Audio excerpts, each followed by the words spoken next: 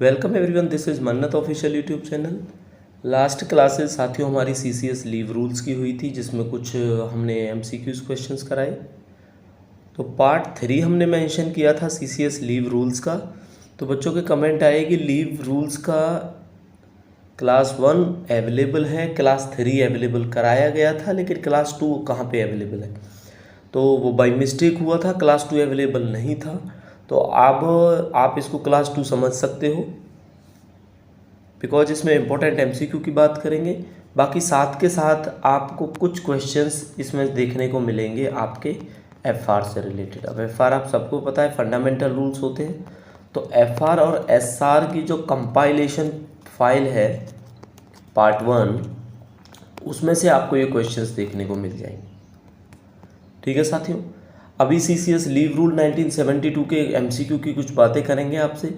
तो पहला क्वेश्चन आपको दिखाई देता है, normally absence from duty with और without leave for a continuous period exceeding days other than on foreign service implies that such government servant has deemed to be have resigned from government services। तो दोस्तों ये question ना मैं आपको पहले भी बता चुका हूँ। इसका क्या मतलब है? इसका मतलब ये है कि आप लीव के साथ या बिना लीव के कंटिन्यूस पीरियड तक अगर छुट्टी पे रहते हो फॉरेन सर्विस को छोड़ के, तो इसका मतलब ये होता है कि आपने रिज़ाइन कर दिया है। तो वो कितने साल की ड्यूटी का मतलब होता है? 1 ईयर, 2 ईयर, 3 ईयर, 5 ईयर।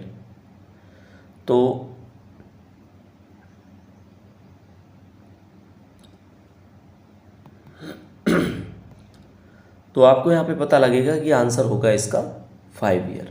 अगर 5 ईयर कंटिन्यूअस लीव पे कोई रहता है विद लीव या विदाउट लीव, तो इन दोनों ही चीज़ों को समझा जाएगा कि आपने अपनी पोस्ट से रिज़ाइन कर दिया है। ये साफ साफ मेंशन है सीसीएस लीव रूल में आपके। ठीक है साथियों, चलो तो आंसर डी था इसका। सेकेंड क्वेश्चन देखते हैं, government servant can be permitted to encase EL of either at the time of availing LTC for him और when his family avail it provide other condition are satisfied. 5, 10, 15, 20। एक government servant को permit किया जाता है कि वो अपनी EL in case करा सकता है। कब? जब वो एलटीसी लेता हो। ठीक है, अब एलटीसी का क्या करना है आप सबको पता है, लेकिन कमेंट में इसकी फुल फॉर्म जरूर बतानी है। तो एलटीसी अवेल करते टाइम कितने ईएल को आप इनकेस करा सकते हो? इनकेस का मतलब होता है आपको उनके पैसे मिल जाते हैं। ठीक है, उस टाइम पे जो आपकी बेसिक होती है उसके हिसाब से आपको उतने लीव्स के पैसे मिल जाते हैं। तो कितने लीव्स होती हैं साथियों? ये आपने याद रखना है कि वो टोटल 10 लीव्स होती हैं। ठीक है, अब एक क्वेश्चन और बनता है कि जो लीव इनकेसमेंट है आपका, वो एलटीसी से पहले होना चाहिए या एलटीसी अवेल करने के बाद में होना चाहिए। तो ये बात हम इसलिए नहीं बताएंगे क्योंकि इस पर एक क्वेश्चन बनता है आपका, और वह क्वेश्चन आपको इसी सीरीज़ में देखने को मिल जाएगा। ठीक है, तो इसका आंसर आप सबको पता लग गया होगा। आंसर होगा इसका 10, यानी 10 डेज़ का आपको जो है अर्न्ड लीव का इनकेशमेंट मिल जाता है। अब पिछले जो क्वेश्चन की हमने एक्सप्लेनेशन देखनी है कि एब्सेंस फ्रॉम द ड्यूटी की बात है, तो ये आपका मेंशन है रूल 12 ऑफ 2 में। रूल 12 सब रूल 2, इसमें ये चीज़ मेंशन है कि कंटिन्यूसली अगर 5 ईयर से ज़्यादा आप छुट्टी पे रहते हो बिना छुट्टी के या छुट्टी लेने से, तो भी आपको रिज़ाइन समझा जाएगा। इसका मतलब ये होता है रूल 12(2).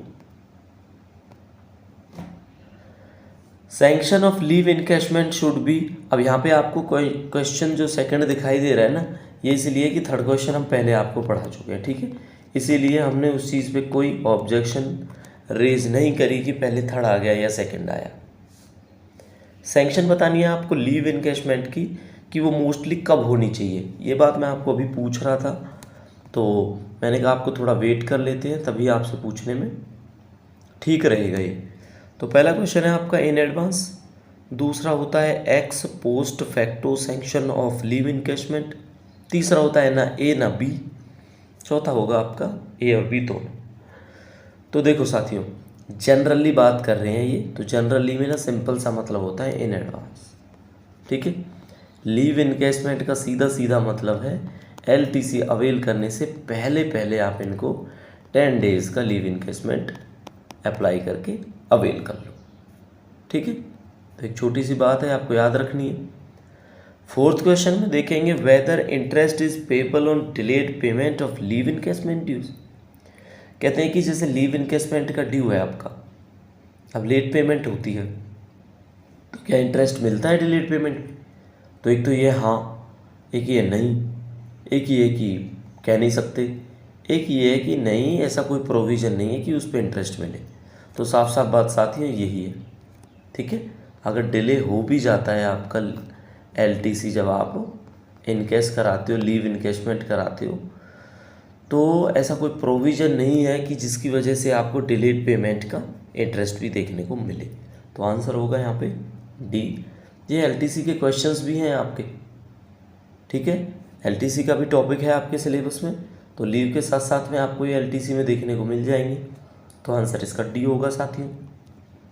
चलो,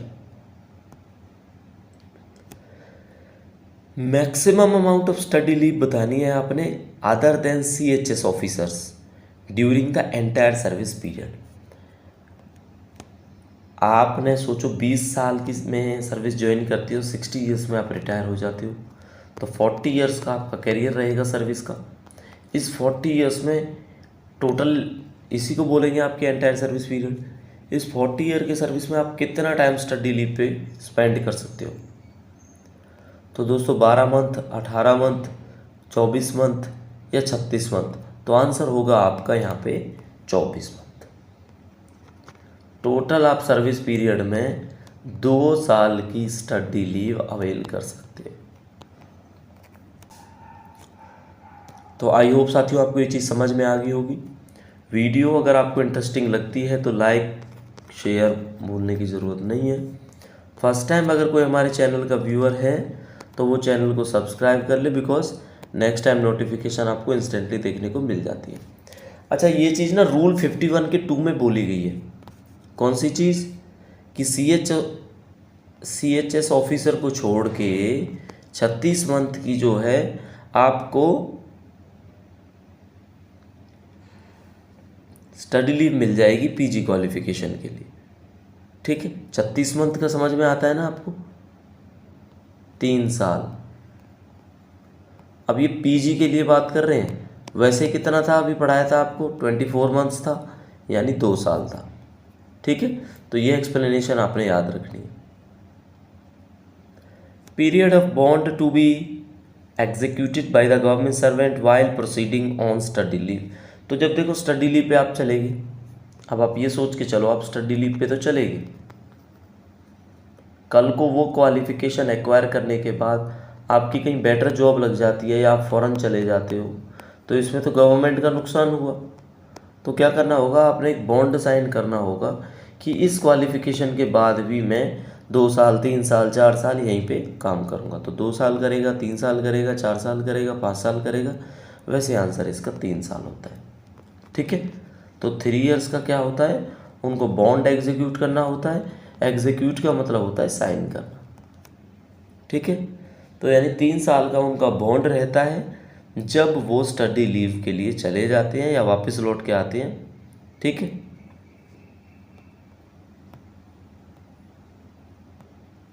अब एक्सप्लेनेशन में ये चीज़ क्लियर है। Government servant is required to execute a bond to serve the government for a period of 3 year after expiry of study leave. ये लाइन आपको क्वेश्चन में क्लियर नहीं थी, पर मैंने आपको बता दी थी कि भाई आपकी स्टडी लीव के एक्सपायर के बाद ना, जब आपकी स्टडी लीव ख़त्म हो जाती है तो आपको 3 साल का बॉन्ड एग्जीक्यूट करना होता है। ठीक है, ध्यान रखना, काम आएगा आपका किसी भी एग्ज़ाम में। In a calendar year CCL can't be granted for more than dash times. अच्छा, ये क्वेश्चन है, आंसर आपके सामने है, तो साफ साफ लिखा है 3। अब इसको ये आप ना 3 स्पेल्स भी लिखा सकता है। ये टाइम्स की जगह यहाँ पे स्पेल्स भी लिखा होगा ना, तो भी सेम मतलब होगा इसका। स्पेल्स का मतलब होता है बारी, कितनी बारी आप अवेल कर सकते हो। तो साल में मान लो एक बार तो आपने 12 दिन की ली, एक बार आपने 10 दिन की ली, एक बार आपने मिनिमम जो आपको पता है 5 डेज वो ली। तो 3 टाइम से ज़्यादा आप अवेल नहीं करोगे अगर आप हस्बैंड वाइफ दोनों होते हैं, अगर गवर्नमेंट सर्वेंट के। अगर कोई सिंगल मेल या फीमेल कैंडिडेट होता है जो CCL अवेल करता है तो उसके लिए ये स्पेल का पीरियड बढ़ जाता है। आई थिंक ये 5 टाइम्स हो जाता है 1 साल के अंदर। वैसे जनरली 3 साल का आपको, मतलब 3 बार का आपको देखने को मिलता है। ठीक है साथियों, 8th क्वेश्चन में बात करेंगे CCL जो आपके एडमिसिबल है जब चाइल्ड की एज कितनी होगी। चाइल्ड की एज होगी जब 18 साल से कम। ठीक है, ये पेपर्स में कई बार क्वेश्चन पूछा गया है, आपने देखा होगा अगर किसी बच्चे ने कोई एग्ज़ाम दिया होगा पोस्ट स्पेसिफिक से रिलेटेड, कि 18 साल से कम तक आपने अवेल करनी है। टोटल आपकी लीव होती है 730 डेज। 2 एल्डेस्ट चाइल्ड पे आपको ये देखने को मिलता है। ठीक है, सर्वाइविंग होने चाहिए। अभी छोटा सा होमवर्क क्या है, लास्ट क्लास में भी मैंने आपको बताया, अब आपने बताना है कि CCL है ना जो, वो रूल नंबर कौन सा है। ठीक है, CCL का आपने रूल नंबर बताना है। Government employ are not entitled to leave salary while availing. देखो, EL लोगे तो भी सैलरी मिल जाएगी, CL लोगे तो भी सैलरी मिल जाएगी, चाइल्ड केयर लीव लोगे तो भी सैलरी मिल जाती है। लेकिन एक्स्ट्रा ऑर्डिनरी अगर लीव लेते हो ना, अब ये फुल फॉर्म आपसे पूछनी थी पर मैं ही बता देता हूँ।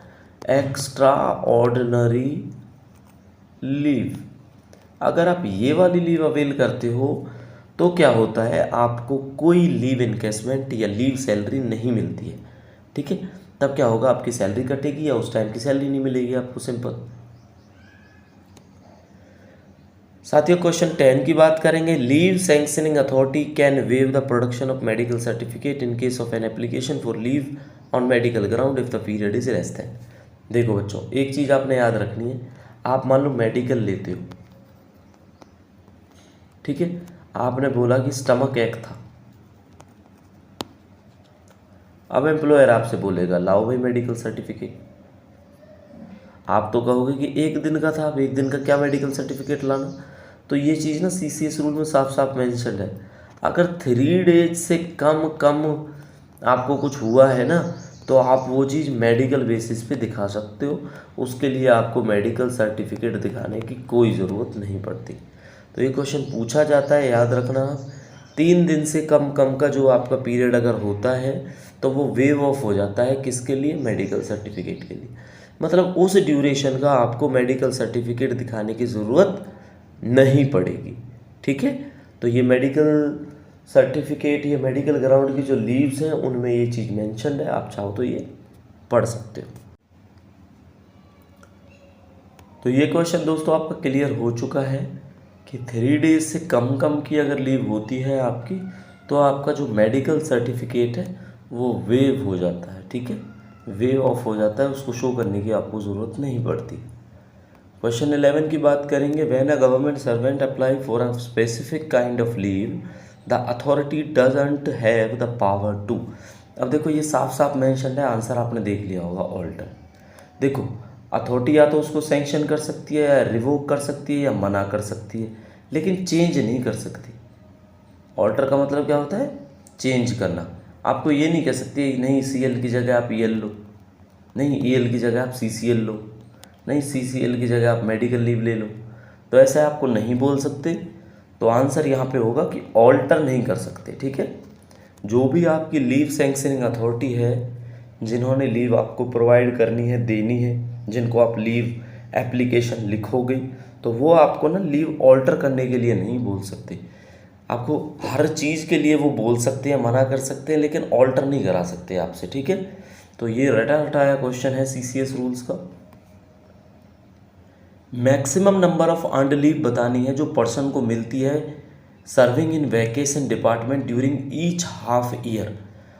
देखो, EL है 30 मिलती हैं एक गवर्नमेंट एम्प्लॉय को, तो हाफ ईयर में कैसे मिलती हैं, 15 एक हाफ ईयर में और 15 एक हाफ ईयर में। जो ये 15 वाला हाफ ईयर है ये 1 जनवरी से स्टार्ट होता है, और जो ये 15 वाला हाफ ईयर है ये 1 जुलाई से स्टार्ट होता है। तो सेम कंडीशन आपकी वैकेशन डिपार्टमेंट में होती है। ठीक है, कौन से डिपार्टमेंट में, वैकेशन डिपार्टमेंट में। बट आपने सिंपल ये बतानी है कि वैकेशन डिपार्टमेंट में आपको फर्स्ट हाफ में कितनी लीव मिलती हैं फर्स्ट हाफ ईयर में? 5 दिन, 10 दिन, 15 दिन या 30 डेज, 30 दिन? तो आपका आंसर होगा यहाँ पे 5 डेज। ठीक है, यानी कि उनको टोटल ही, अगर आप देखोगे, उनको टोटल ही 10 डेज लीव मिलती है, जिसमें से 5 दिन उनको फर्स्ट हाफ ईयर में मिलती हैं और 5 सेकेंड हाफ ईयर में मिलती है। बस आपने सिंपल सी बात है ये याद रखनी। ठीक है साथियों, बच्चे सोच रहे होंगे सर ने शुरू में बताया कि लीव रूल्स के अलावा इसमें एफआर के भी क्वेश्चंस होंगे, तो वेट करो, एक टाइम के बाद आपको केवल एफआर और एसआर के क्वेश्चन देखने को मिलेंगे। ठीक है, अर्न्ड लीव बताना है गवर्नमेंट सर्वेंट को जो सर्व करता है किसी डिपार्टमेंट में वैकेशन डिपार्टमेंट को छोड़कर। अब हम वैकेशन डिपार्टमेंट की बात ही नहीं कर रहे, तो आपको ये बताना है केवल कि किस रूल में मेंशन्ड है भाई आपका अर्न्ड लीव। अब रूल तो इनके सबके हैं, रूल 20, रूल 22, रूल 26, रूल 27, तो मेरा मानना है रूल 26 है, बट आंसर का क्या मानना है वो भी देख लेते हैं। आंसर का मानना भी रूल 26 है।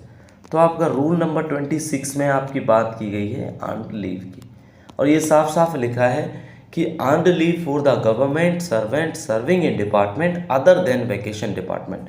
यानी यहाँ तक ये लाइन आपको एज इट इज़ लिखी मिलेगी वहाँ पे, तो समझ लेना आप ये रूल 26 हो जाता है आपका।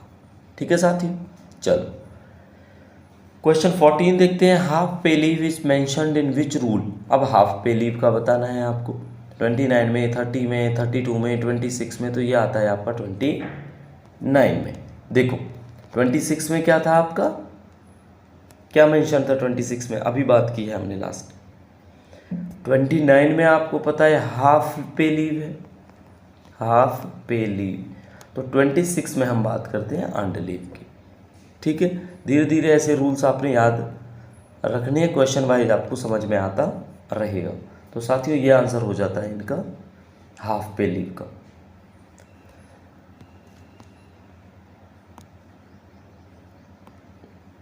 देखो बच्चों, इंटरेस्टिंग बात है जो फोकस करनी है आपने, एक बात बता देता हूँ। कुछ बच्चे कह रहे हैं कि सर सिलेबस है बड़ा, आप स्लो करा रहे हो। देखो बच्चों, पहले ही मैं आपको बता चुका हूँ कि हम केवल पोस्ट स्पेसिफिक सिलेबस कराएंगे, क्योंकि सिलेबस बहुत ज़्यादा है। यानी हम हिंदी भी आपको कराते, हम आपको रीजनिंग भी कराएंगे, हम आपको मैथ्स भी कराते, लेकिन अगर इनके पीछे लगेंगे ये रह जाएगा, और ये मायने रखता है 60%, जिसकी वजह से हमारी पहचान है, लोग नेटर के लिए हमें देखते हैं। ठीक है, मैथ्स रीजनिंग हिंदी कहीं से भी आप पढ़ लोगे, यूट्यूब पे कोई ना कोई चैनल आपको मिल जाएगा। और सबसे बड़ी बात ये होती है फोकस करने वाली कि बच्चे पूछते हैं कि स्लो पढ़ा रहे हो। स्लो का देखो, अगर जैसे कोई भी आप सोचो, आप GFR रूल्स को देखो, जो जनरल आपके फाइनेंसिंग रूल्स हैं, इसकी मान लो PDF में 200 पेजेज हैं। अब इन 200 पेजेजों को पढ़ेंगे ना 10 दिन चाहिए। अब 10 दिन अगर आपको GFR कराता हूँ और सोचो GFR से केवल आपको 2 क्वेश्चन देखने को मिले पेपर में, तो आपको क्या फ़ायदा होगा 60 क्वेश्चन में थे। तो धीरे धीरे ये ऐसे ही है, ये सिलेबस इतना जल्दी कवर नहीं होने वाला। बस पढ़ते रहो जितना मिलता रहे, थ्योरी मिलती रही थ्योरी पढ़ते रहो, MCQ मिलते रहे MCQ पढ़ते रहो। लेकिन ये प्रॉमिस से क्वेश्चन आपको वो कराए जा रहे हैं जो प्रीवियसली पेपर्स में पूछे जा चुके हैं। नेटर के पेपर में तो हमें एज सच नहीं पता पोस्ट स्पेसिफिक में क्या पूछा, लेकिन और जो पेपर्स में पूछा गया वो हम यहाँ पे कंपाइल करके आपसे करा रहे हैं वो। ठीक है, तो अटेंटिवली आप क्लास को देखो, कुछ समझ नहीं आता है तो आप कमेंट करके हमसे पूछ सकते हैं। अच्छा, एक चीज़ पूछनी है हाफ पे लीव के बारे में, कि जो लीव है हाफ पे लीव में वो क्रेडिट होती हैं अकाउंट में गवर्नमेंट एम्प्लॉय के। तो ये भी अगर टोटल बोला जाए कि कैलेंडर मंथ में कितनी होती है, तो ये चीज़ आपने बतानी है कैलेंडर मंथ में। देखो मैं आपको सिंपल एक बात बताऊंगा, 10 HPL मिलती हैं जून तक और 10 HPL मिलती हैं जून के बाद, यानी टोटल आपको 20 HPL देखने को मिलती है। अब ये 20 HPL आपको पता है ये हाफ पे लीव होती है, इनको आप 10 अर्न्ड लीव के बराबर समझ लो एक तरीके से। ठीक है, तो महीने की कितनी निकली, अगर ये साल की 20 है तो महीने की कितनी निकलेंगी, महीने की निकलेंगी 5/3। अब आपने कुछ नहीं करना, ऑप्शन देखने और समझ जाना है। 2.5 दिन नहीं, 3 दिन नहीं, 4/3 डेज नहीं, 5/3 डेज। ये अभी समझा चुका हूँ। आप बोलते हो तो दोबारा समझा देता हूँ। तो आंसर क्या हो जाएगा आपका? सी हो जाएगा। दोबारा से समझाऊंगा तो देखो क्या है, 10 एक बार मिलती है, 10 एक बार मिलती है साल के अंदर, 20 हो जाएंगी। अब 20 है पूरे के पूरे 12 महीने की, तो 4 5 जार 4 3 जार, तो ये एक महीने की निकल गई, वो ये पूछना चाह रहे हैं। तो एक महीने की कितनी हो जाती है? 5/3 हो जाती है। सेम केस अंड लीव का आएगा थोड़ी देर बाद, वो हम उसी में डिस्कस करेंगे। ओके, चलो रूल 30 में पूछा गया भाई किस टाइप की लीव के बारे में बात की है? कैजुअल, कमिटेड, हाफ पे, अर्नड लीव। अब देखो अर्नड लीव बता चुके हम 26 में, हाफ पे लीव शायद 29 में, कमिटेड लीव की हमने बात अभी नहीं करी, सीएल की हमने बात नहीं करी। तो ये कमिटेड लीव होगा जो आपका रूल 30 में देखने को मिलता है। तो आपने याद रखना है रूल 30 में कौन सी लीव आ जाएंगी आपकी? कमिटेड लीव आ जाएगी। ठीक है साथी। क्वेश्चन 17 है आपका, EL credited for a calendar month to the leave account. अब ये बात आ गई वही ईएल की। अब ईएल का देखो ये भी समझा देता हूँ, जून तक 15, जून के बाद 15, टोटल होगी 30। अब 30 का मुझे बता दो 12 महीने से कितनी हो जाएंगी? तो ये हो जाएंगे आपके 15 6 5 3, नहीं ये तो कुछ गलत हो गया, एक मिनट दोबारा से कराते हूँ। ये होंगे आपकी 30/12, तो ये 15, ये 6, ये आपका 5 और ये 2, तो 5/2। और साथ ही 5/2 क्या होता है? 2:1/2, यानी 2.5 दिन।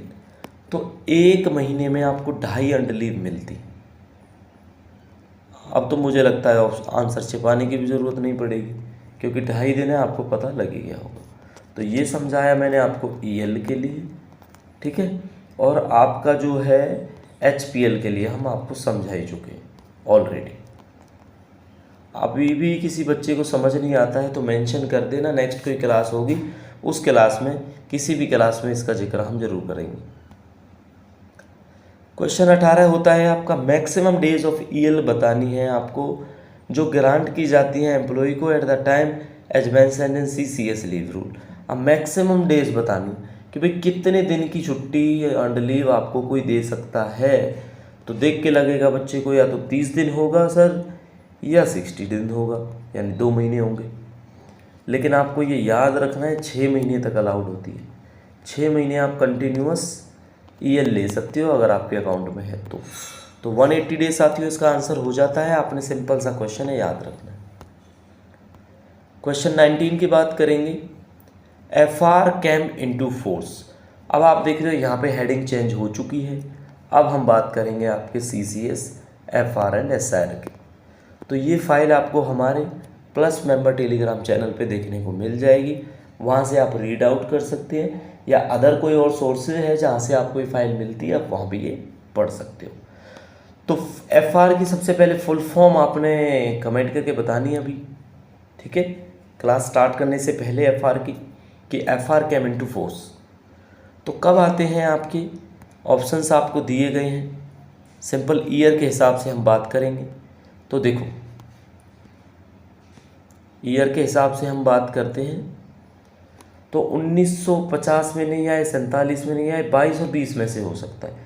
तो आपने याद रखना है कि वो 1 जनवरी 1922 है। ये बड़े ओल्ड हैं, ये याद रखना, ठीक है। ये ऐसे नहीं है कि कंडक्ट रूल की तरह 64 मिलेगा, सीसीए की तरह 65 मिलेगा, लीव रूल्स 1972 मिलेगा, ऐसा नहीं है। ये आपने याद रखना है 1 जनवरी 1922 हो जाता है इनका आंसर। अच्छा, पावर किसके पास होती है फंडामेंटल रूल्स को इंटरप्रेट करने की?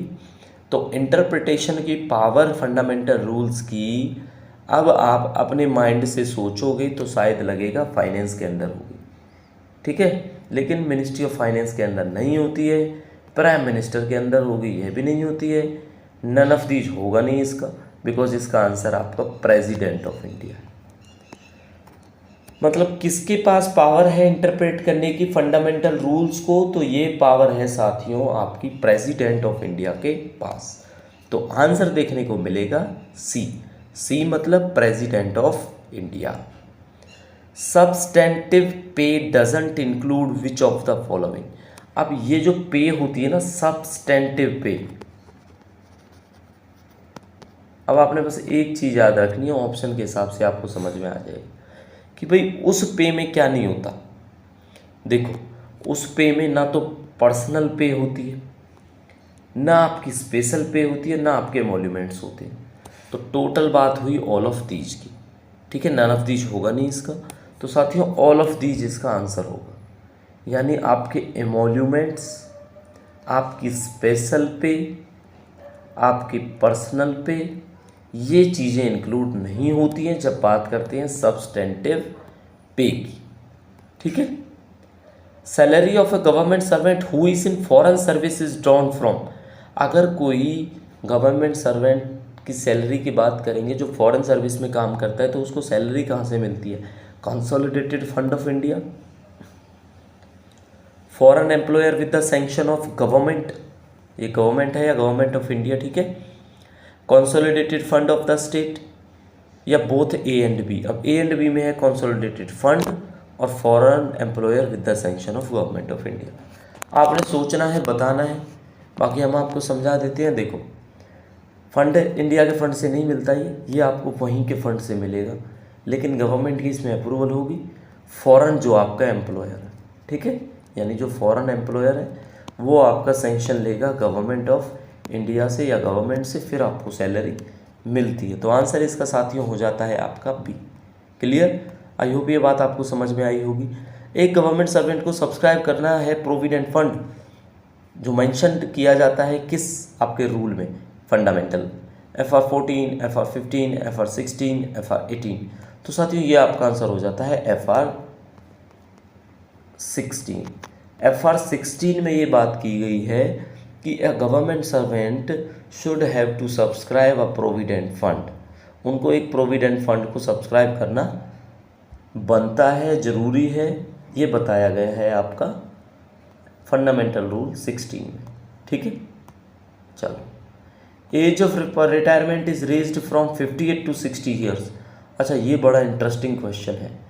60 से स्टेट में, कुछ गवर्नमेंट में 58 ईयर्स हो गए, लेकिन पहले सेंटर में भी 58 था, उसको रेज करके 60 ईयर कर दिया था। तो ये कब किया था, बस आपने इतना सा बताना है। तो साथियों ये आपका आंसर हो जाएगा 13 मई 1998, यानी 1998 की बात है जब ये आपकी एज को इंक्रीज़ किया गया 58 ईयर्स से 60 ईयर्स किया गया, ठीक है साथियों। चलो, pension contribution and leave salary contribution paid to the parent department by the foreign employer, ये बताना है आपने कि जो पेंशन का कॉन्ट्रीब्यूशन है और लीव का कॉन्ट्रीब्यूशन है जो पेरेंट डिपार्टमेंट पे करता है फॉरेन एम्प्लॉयर के थ्रू, तो साथियों इसका क्या आंसर होगा? With in 10 days, with in 30 days, with in 15 days, with in 45 days. तो आंसर होगा आपका यहाँ पे विद इन 15 डेज। बच्चों ये क्वेश्चन ना आई थिंक मुझे लगता है या तो चेक करना पड़ेगा या आप चेक कर लेना, मार्क करना इसको 25 को, क्योंकि डाउटफुली लग रहा है कि 10 डेज ना हो इसका आंसर, है ना। इसका आंसर हमें डाउटफुली लग रहा है कि 10 डेज ना हो। Within 10 days from the end of the financial year या within 15 days from the end of the financial year. बच्चों इस क्वेश्चन के लिए क्या करेंगे हम, आप हमें कमेंट करके बताना 25 नंबर, फिर उसको हम पिन कर देंगे जिस बच्चे का राइट आंसर होगा चेक करके, ठीक है। तो इसमें हम श्योर नहीं है अभी, या तो 10 है या 15 है, इतनी श्योरिटी ज़रूर है, या तो ए है या आपका सी देखने को मिलेगा। If the date of retirement of a government servant happens to be a closed holiday, what will his date of relinquishment of charge. अगर किसी एम्प्लॉय की जो डेट ऑफ रिटायरमेंट है वो सोचो एक हॉलीडे है, तो कब होगी उसकी रिलिंक्विशमेंट उनके चार्ज की, वो कब हो जाएगी, वो आपने याद रखना है। Afternoon of the holiday, closing day of the previous working day, closing day, the next working day of the following month, या नन ऑफ दीज। तो साथियों ये साफ साफ मेंशन है कि जो क्लोजिंग डे है ना previous month, previous working day का, उस दिन हो जाएगी। मतलब सोच के चलो आज जैसे 26 को छुट्टी है, 25 को रिटायरमेंट, 26 को है, मान के चलते हैं हम, ठीक है। तो 25 है ना जो ये 25 ही date of relinquishment of charge होगी, 25 को ये आपको चार्ज छोड़ना पड़ेगा, किसी को देना पड़ेगा। ठीक है, तो ये आंसर इसका हो जाएगा आपका B. Fundamental rule they shall come into force with effect from the 1 January 1922। ये बात हम आपको पहले ही बता चुके हैं कि फंडामेंटल रूल्स आपके कब आए, 1 जनवरी 1922 को आए। तो ऑप्शंस होंगे आपके फंडामेंटल 1, फंडामेंटल 2, फंडामेंटल 3, फंडामेंटल 4। ये व्हाट इज़ 1 2 3 4, ये है साथियों आपके रूल। ठीक है, तो फंडामेंटल रूल नंबर 1 में यही बात बताई गई है कि ये होते क्या हैं और कब ये कैम इनटू फोर्स हुए। तो कैम इनटू फोर्स कब हुए, 1/1/1922 को। सिंपल क्वेश्चन है, याद रखना है। No power may be exercised और delegated under these rule except after consultation with. कोई भी पावर नहीं दी जाती है बिना इसके कंसल्टेशन के। किसके, मिनिस्ट्री ऑफ फाइनेंस के, डीओपीटी के, यूपीएससी के या पार्लियामेंट के। किसकी बात कर रहे हैं, फंडामेंटल रूल्स की बात कर रहे हैं। तो फंडामेंटल रूल्स की बात होगी ना, तो मिनिस्ट्री ऑफ फाइनेंस आपका आंसर हो जाता है यहाँ पर। ठीक है, चलो क्वेश्चन नेक्स्ट देखते हैं 29। The power of interpreting these rules, ये बात हमने बताई थी कि प्रेसिडेंट के अंडर लाई करते हैं। ये बात आपको पता है ना कि प्रेसिडेंट के अंडर लाई करते हैं। तो बस आपने सिंपल ये बताना है कौन से एफआर में ये बात की गई, 10, 8, 9, 11। I think it's 8। तो आंसर होगा आपका फंडामेंटल रूल 8 में ये चीज़ मेंशन्ड है कि जो इंटरप्रिटेशन पावर है, इंटरप्रेट करने की पावर जो है फंडामेंटल रूल्स की और सप्लीमेंट्री रूल्स की, वो प्रेसिडेंट के पास रिजर्व होती है। उनको पावर होती है ऑल्टर करने की, कुछ भी करने की। ठीक है, क्वेश्चन 31 में भी लास्ट क्वेश्चन होगा आपका ये। Administrator means an administrator of a union territory appointed by the president under test of the article. ये बात आपके चंडीगढ़ से रिलेटेड ही है, बिकॉज ये एक यूटी है। यूटी का एडमिनिस्ट्रेटर होता है, एडमिनिस्ट्रेटर को अपॉइंट किया जाता है आपका प्रेसिडेंट के द्वारा। सिंपल आपने ये बताना है कौन से आर्टिकल में ये चीज़ मेंशन है। तो आर्टिकल 235, आर्टिकल 243, आर्टिकल 239 या आर्टिकल 343। तो आंसर होगा 239। ठीक है साथियों, आर्टिकल किस में मेंशन्ड है आपका, ये 239 में ये चीज़ मेंशन्ड है कि एडमिनिस्ट्रेटर का मतलब होता है एक वो एडमिनिस्ट्रेटर यूनियन टेरिटरी का जिसको अपॉइंट किया जाता है प्रेसिडेंट के द्वारा। किस आर्टिकल में, आर्टिकल 239 में। ठीक है साथियों, तो साथियों ये हमारी लास्ट स्लाइड थी, लास्ट क्लास। ठीक है, एक क्वेश्चन जो हमने आपसे पूछा है क्वेश्चन नंबर 25, उसको मार्क करना, आंसर बताना कि 10 डेज का है या 15 डेज का है। ठीक है, तो साथियों इस क्लास में हमने आपको सीसीएस लीव रूल्स के क्वेश्चन कराए और आपके मोस्ट अवेटेड थे कि फंडामेंटल भी स्टार्ट कराओ, तो फंडामेंटल रूल्स के कुछ क्वेश्चंस कराए हैं। अब ये नहीं है ये ख़त्म हो गई है। देखो लास्ट में आपको क्लासेज ऐसी देखने को मिलेंगी, सब कुछ मर्ज मिलेगा उसमें। वो क्वेश्चन देखने को मिलेंगे जो अभी तक नहीं पढ़े होंगे, लेकिन क्वेश्चन पढ़ पढ़ के एमसीक्यू फॉर्म आप देख देख के आपको काफ़ी क्वेश्चन ऐसे लर्न हो जाएंगे जो आपको पेपर में डायरेक्टली देखने को मिल सकते हैं। ठीक है, मेरा मानना यही है कि आपको डायरेक्टली देखने को मिलेंगे। तो हमारी प्लेलिस्ट है पोस्ट स्पेसिफिक क्लास 1 से लेके, और आज क्लास 20 हो जाएगी, 20 तक आप कंटिन्यूसली इसको देखो। पीडीएफ अगर अवेल करनी है आपने तो manatofficial14@gmail.com पर हमसे कांटेक्ट कर सकते हो, बिकॉज ये प्लस मेंबर्स के लिए अवेलेबल होता है। ठीक है साथियों, तो इसी तरह से क्लासेस चलती रहेंगी हमारी। वीडियो कैसी लगती है कमेंट आप ज़रूर करके जाना। बाकी मिलते हैं आपसे नेक्स्ट वीडियो में, तब तक के लिए thank you and see you soon.